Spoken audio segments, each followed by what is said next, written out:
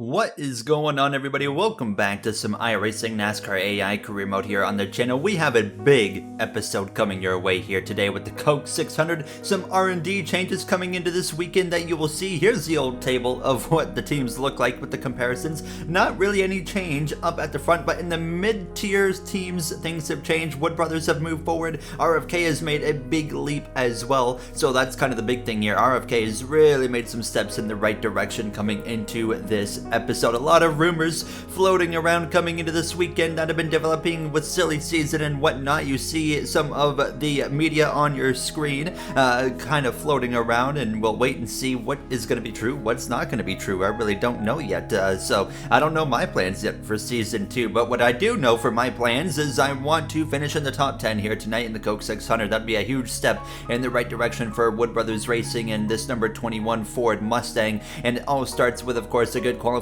effort. Look at the paint scheme that we have made by Riley Lean. It's an Air Force car. Absolutely beautiful paint scheme that Riley put together. I love it so much. Thank you again to Riley. And as well, you will notice that we have all of the actual cars from the COCA 600 from the 2022 season in a collection for this race. And you're going to notice all of the correct paint schemes for the majority of the races from here on out for the remainder of this 2022 season. So I just want to give a massive shout out to Davis Warren, actually, who I was able to work with to make these collections. He made a whole bunch of collections throughout the whole season, basically, up to the regular season finale. Currently, he actually is accepting requests, and you'll see his stuff here on the screen right now for his trading paints page and whatnot. You can actually go on there and request a collection if you want and use any of the collections that he has made. He has a Google sheet that actually kind of organizes everything that he has done, and he has made a ton of collections for real life races, not only 2022, but you know, like even the Car of Tomorrow era as well. He's absolutely insane. So go and absolutely check out Davis as well.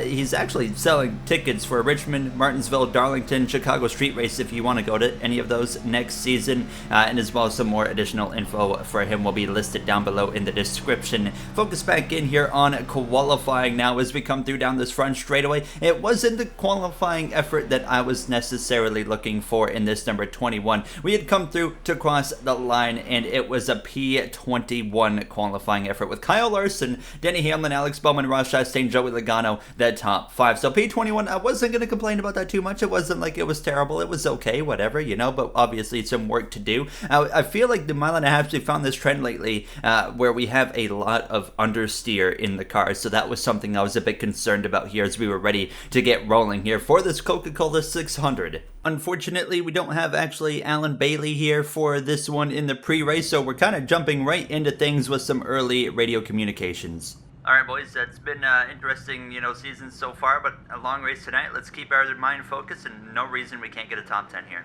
There you hear myself on the team to the radio now as the pace car is ready to pull off. You saw the stage lengths there on your screen. 120 laps here now. It's going to be a lengthy one as the green flag is out. Kyle Larson leads the field to the green flag here now for this first and opening stage. Starts in the late afternoon, early evening. We're going to end well under darkness under the lights here in this Coca-Cola 600. Alex Bowman already side by side with Denny Hamlin. You see a common trend at these mile and a halves with this iRacing AI is a lot of them like to fight for the outside. Don't be surprised if you see that again here today as you consistently see me running on the inside trying to save my tires as much as I possibly can. When racing against this iRacing AI, it's absolutely crucial to be saving tires really no matter where you go, other than probably the road courses. You're okay because tire wear really isn't much of a thing there, but you can see some fantastic multi-groove racing already. Chastain, Denny Hamlin side by side on the exit of turn 2. In the background, the 14 of Briscoe as well up the track, fading early on. A decent qualifying effort from the number 14 SHR driver, but you can certainly see he is losing some positions. Now on board with myself here in this number 21, trying to make some moves on this inside line, like I said, and we actually get past both the RCR cars of Austin Dillon and Tyler Reddick. Did I mention Cole Custer is in this race, by the way, in the number 15 Rick Ware Racing Machine. He has returned from suspension. You will see, I'm sure, Cole Custer at some point, probably towards the back as as he is in a Rick Ware car. Now lap 7, here's Ryan Preece battling with his teammate Briscoe, and they're going to make contact on the exit of turn 2. Briscoe into the outside, while more contact. They continue to go at it here down this back straightaway. This is all happening right in my windshield here. We're going to make it 3 wide down into turn 3. Briscoe continues to fade down the order. Something going wrong with that number 14, and now the 19 of Truex is going to potentially get into his left rear, into the wall hard goes the 14. No caution, surprisingly. We stay green here from this Coca-Cola 600 early on in stage 1. You see the replay right there. I don't know if there was contact or not. It was unbelievably close, but the 14 might have just reacted to it, so he was in the pit lane. Next thing you know, William Byron as well coming in for an unscheduled pit stop. He's been pretty irrelevant actually since his win earlier in the season at Auto Club in California. As continuing the stage 1, things continue to kind of ramp up here. Here's Joey Logano now making a pass on Kyle Larson. This is to move him up into the first position. Alex Bowman, Christopher Bell, as well as Ross Chastain is all in the top 5. But here comes Logano now to get clear of this number 5 on the exit of turn 4. To the lead, the number 22. Penske Racing, as well as Hendrick, of course, Joe Gibbs Racing also so strong this season here. I'm running 14th, but by the time we come through to lap 13, approaching lap 14, my tires were starting to fall off, and I was dealing with a lot of tightness in the car again. We have had this at the mile and a half before. It's happening again here in Charlotte. Next thing you know, I'm dropping like a rock, settling in behind the 4 of Kevin Harvick, who brake tests me right here down the front straightaway. What in the world was that about with Harvick into turn 1? He's going to stop with the brakes again. We get into the back of him. He runs up the track there into Chase Elliott, comes back down, nearly wrecks myself. He's sideways all over the place. More contact now into the outside wall, and Harvick has had a huge moment there, and we will look at it again, but he stomped on the brakes on the straightaway. Look at this. What was he doing right there? And then we go down into turn 1, and he checks up just, I mean, absolutely massively again, and I was right on the back of him. He couldn't expect me to lift right there, and he nearly took me out on the exit of the corner, and then of course contact with the 9, but he would end up in the pit lane to fix the car. So 3 SHR cars have been involved in something, with 2 of them hard into the outside wall with damage, and I'm continuing in survival mode at this point, and Chase Elliott's getting past Tyler Reddick as well. Here comes Ricky Stenhouse Jr. in my rear view mirror. So we were continuing to fall down the order. We were really close to the end of stage 1, so that was one of the positives, just kind of hanging in there to get to the end of this stage, hoping this caution is going to come out quickly. You can see myself having some oversteer now. We've been dealing with the car getting tighter and tighter. Then you have a moment where the car gets loose, but we get passed by the 42, as well as brother of Austin Dillon. Here comes Justin Haley. Fortunately, not much pressure from behind the 31, so we should be able to settle in here in what P21, P22 area. So it was a rough final half of the stage, but Joey Logano exits turn 4 to come through to win stage 1 in this Coca-Cola 600 over Chastain. There you see Briscoe. He's not on the lead lap, but Kyle Busch, Larson in the top 4. Eric Jones with a very strong stage 1 as well. He is up in the mix. Daniel Suarez with some stage points too. And now we would immediately see on the right bottom of your screen be making adjustments on that right rear spring offset, turning it down to free up this car, which we've been basically doing now at every mile and a half. And you see Logano, Chastain, Kyle Busch, Eric Jones, they remain on the racetrack for, well, whatever reason, the iRacing AI, and everybody else comes into the pit lane, including myself, for 4 tires and fuel and those adjustments, setting ourselves up for a probably very interesting stage 2 as we were ready to get rolling. One of our biggest issues has been getting stage points in these races, and hopefully with 4 stages here in the Coke 600, we can get some here tonight. The pace car is going to pull off for the second stage to get underway. It's Joey Logano, Ross Chastain, your front row with Kyle Busch, Eric Jones, all as well on old tires. Kyle Larson on back, however, row number 3, fresh tires. Let's see how big of a difference this is about to be here. Down into turn 1 we go. Logano with a fantastic start there, but you see Kyle Larson already. He's going to try and go 3 wide up the inside. Thinks a little bit better of it. Backs in behind the 18 M&M's car of Kyle Busch. He's got Christopher Bell just behind 3 wide in the background with Suarez, Buscher, as well as Ryan Preece. And Preece has been on it today, of course, showing no love to his teammate earlier in the day with Chase Briscoe. And those two, of course, had their moments in the All-Star Race Showdown as well. Maybe a little bit of bad blood boiling over from that finish now as you continue to see the 2x2 racing. I'm going to try and make a 3 wide across the line there with the 31 of Justin Haley as we dive down into turn 1. A little bit of oversteer oversteer actually through the exit of the quad oval, but nonetheless we continue just running this inside and making some ground. And if the patterns continue with these mile and a halves, this car is going to be a lot better towards the end of the stage with the adjustments that we have compared to stage 1, and we should hopefully be a little bit competitive. We might still have to make a few more adjustments, but you can see the tire difference starting to play a role. We got past Eric Jones, we're passing Kyle Busch, Kyle Larson now to the lead, Joey Logano is fading down the order as well, and most of these guys that are on the outside are just going backwards because that's where these slower tires are. So I was just continuing to ride the bottom, and that would put me into the top 10. Chastain, Truex briefly have some contact right there, but they continue to go in the right direction, but I was able to make some more passes. We're now about to be the top 5, passing Joey Logano, all simply because we just went to the inside and passed everybody that got stuck on the top here for about 5 or 6 laps. So now up into the top 5 as a caution's actually gonna fly. The 47's up on his side, Stenhouse, and oh my goodness, there goes the 3 of Austin Dillon up and over through the tri-oval. What in the world has happened here in the Coca-Cola 600? We're gonna get an immediate look at the replay here. As you can see, Jay Cook 3 wide in the middle with the 43 of Jones, and the 2 of Cedric. He's all over the place. Eventually turns the 2 into the wall. The 2 gets turned back across, turns the 47 up on his side. Stenhouse goes back in the right direction. That might be the coolest thing I've ever seen in a race car right there. He got flipped on his side, 360, and then kept it going. It's like a 360 no-scope NASCAR style. Look at that right there. And then Austin Dillon, of course, actually gets tossed up and over by the guy that did the 360, and then even the 3 lands it and continues on as well. Well, you know, it's kind of reminding me of the Coke 600 in real life in 2022. The race went on and it got crazier and crazier. It feels like things are starting to build. The tensions are starting to build up, and we would get ready for another restart with Larson and Bell, your front row. Buscher having a fantastic run. We saw at the beginning of the episode with the R&D changes that the RFK team is starting to see some improvements. Kozlowski's been running solid, but Buscher's having a great night as well. And here we are with our improvements in the R&D for Wood Brothers Racing, having a solid effort as well so far, but we have a lot of racing to go. We're not even halfway yet, not even really close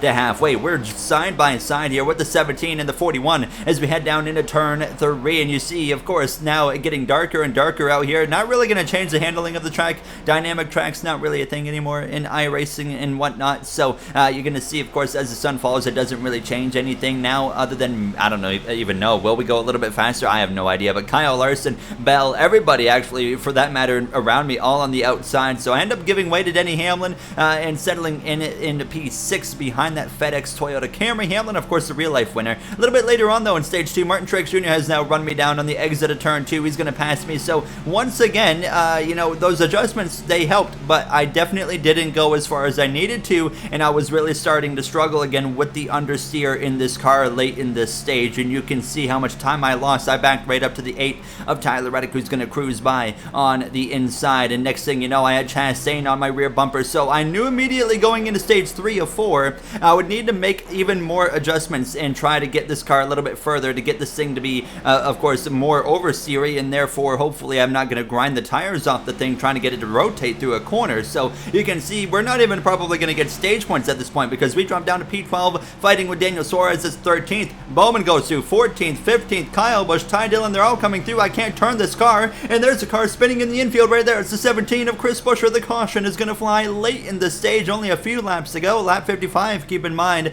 for the end of stage 2. Here's a replay. The 17 and the 19 come together, and then the 8 turns the 19 into the 17, who goes spinning through the infield. Christopher Buescher with a rough ride there, and it gets worse for the 17. Jay Cook comes along, and, well, he gets involved for the second time in an accident today and destroys the right rear toe link on that number 17. On board with the 17 and the 19, Martin Truex Jr. has been around tonight, and none of his own doing really there as you see the 17 go for a spin one more time.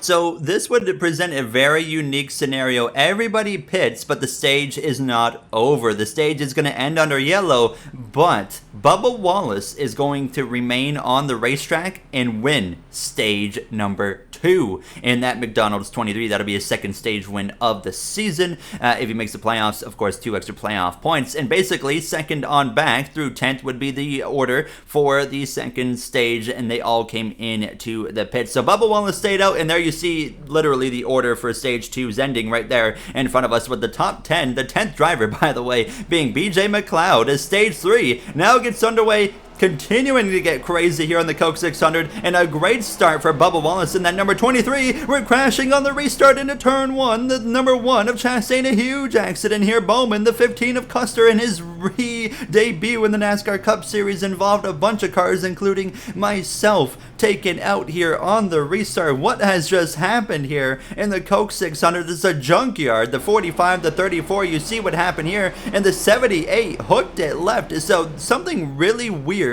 happened, and we'll get a better look at it here momentarily. But there you see the one get turned. Hard contact there for Chastain, and heavy impact. Suarez, Austin Dillon as well getting a piece of it. And there you see the 15 again of Custer, the 14 of Briscoe, the 24 of Byron Casgralla, Harvick, all these guys. Look at this.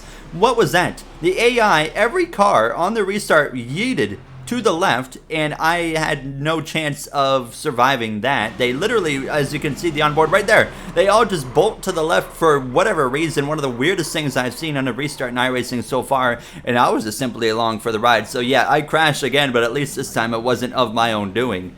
It really is starting to turn into the real-life Coke 600 here, where it's just insanity. So we came into the pits. We didn't actually get any damage on the car, but I wanted to make sure because it was quite an impact, obviously, on the right front. I mean, it turned me right around. Here we are passing Cole Custer in the number 15. So you're going to see him in some of the remaining races throughout the season, as he, of course, is trying to get himself back into full-time Cup Series competition. He could actually replace Eric Almirola in the 10 next season in the career mode, and once it gets, back reinstated for a playoff eligibility, which he will next season get that here. As you can see, I'm working my way through the field. Fortunately, one of the positives is, well, there has been so much chaos. A lot of cars are a lap down, so even though we got wrecked, we were sent to the bank. We're really still in a pretty decent running position here in this Coca-Cola 600 now, as this has been one of the wildest races of this career mode so far, but one of the best races I think we've seen as well. The actual racing has been fantastic, but we were up at a P12 by the time we come through late here in stage 3, lap 70, trying to get into this top 10. Well, fortunately, we had enough pace. We would run down Ryan Blaney, and we finally had found some long-term speed and pace in this car. Here we are passing that number 12 body armor machine.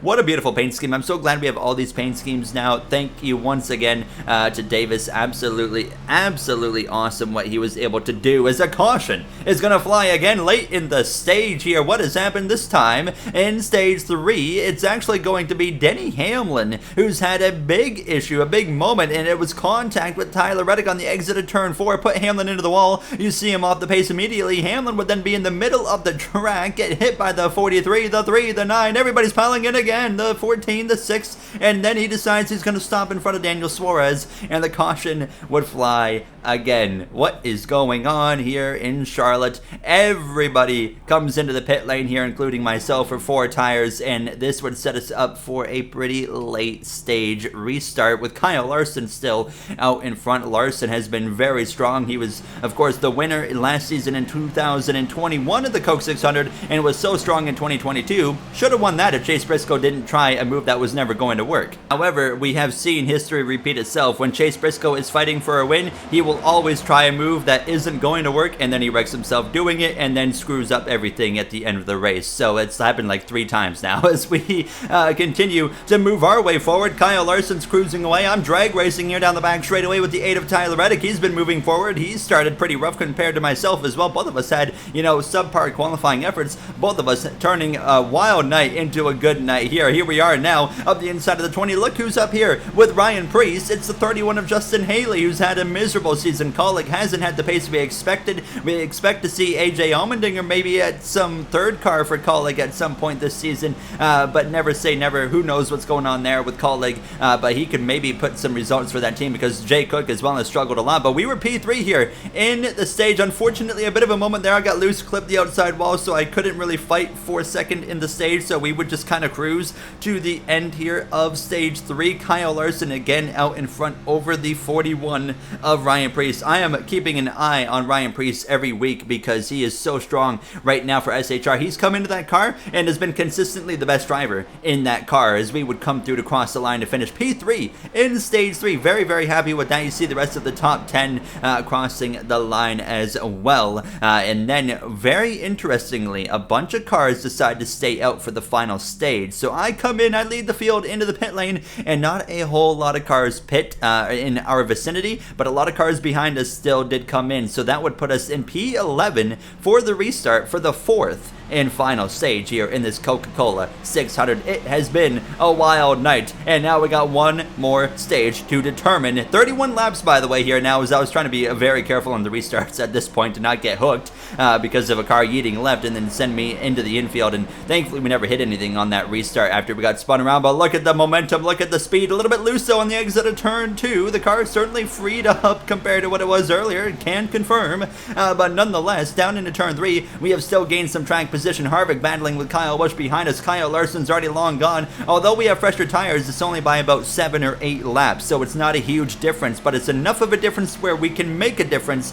early on, but I can tell you it's going to even out after about 10 to 15 laps. So here we are, drag racing with Truex and Bowman down this front straightaway towards turn 1. We got to the outside of the 48 here, and I wanted to get to the outside to try and make it an easy pass. Pinch him down, get on his door, side draft, and pull him back. We will get clear of Bowman on the exit of turn 2. This projects us up towards the top 6, and now we're trying to run down Christopher Bell for that 5th position. He's battling for 4th right now with that 31 of Haley, and this battle would be short-lived because Bell would get past his 31, and then I would run down this 31, and I would be able to pass him as well. And unfortunately, I could tell we had 22 laps to go, and my tires were starting to wear. I had pushed a little bit too hard early on in this stage on these tires with the advantage that I had. However, we still had enough in it to be able to get alongside this 41 of Ryan Preece side by side. It's Tyler Reddick up in 2nd place, by the way, trying to run down Kyle Larson, but it's not looking like it is going to currently happen. So hopefully getting clear of this 41 on the exit of turn 4, power down, not quite able to make it happen quite yet, but down into turn 1 we finally would get clear. Actually getting on the apron though, a little bit loose. We slide back up the track in front of this 41 and get sideways again on the exit of turn 2, but we cap it off and try to run away. Now we would open up a gap briefly, but this is kind of about 12 laps ago, 11 laps ago, 10 laps ago. Right in this area, things would start to fall off on this car quite drastically, and Joey Logano was one of the guys on the move. He would actually pass everybody in front of him, including myself. Here he is up my inside 9 laps ago into turn 3, so that moves us back down to 4th place, but it wasn't over. 6 laps to go, and Ryan Blaney is on the way as well, coming up in my rear view mirror, so I knew I was probably going to get passed by another Alliance teammate, and sure enough, through turn 1 and 2, sorry, 3 and 4, he's going to be able to pass me again, so down to now 5th place in the final few laps, trying my best to hang on, and just wondering, are we going to see a yellow? It's been a crazy race, but we did it. In final stage, it stayed green the whole way. Final lap underway here in the Coke 600. It's been a lengthy race from the late afternoon, early evening into the darkness. It's been a fantastic event here in Charlotte Motor Speedway, and Kyle Larson has been dominant. He started on pole. He didn't, of course, have the greatest start in the first 2 stages, but in stage 3, stage 4, he's been untouchable. Kyle Larson again this season will win in the Coca-Cola 600 for the 2nd time in his career. Tyler Reddick in 2nd place, his season best finish. We crossed the line for a well-deserved top 5 over Ryan Preece here, so a great effort, our best finish outside of a plate track as well, and it's things like that, races like that, that get you on the radar to be put into a top team going into season 2. We just got to do that a handful of more times to prove ourselves in this, what has been a up and down rookie season so far, but obviously with performances like that, we are going to not only get ourselves, like I said, on the radar, but in better opportunities to make the playoffs. And speaking of the playoffs, you of course have the finishing order on your screen, but we look at the playoff grid. Kyle Larson is of course so good right now, picking up playoff points with these race wins,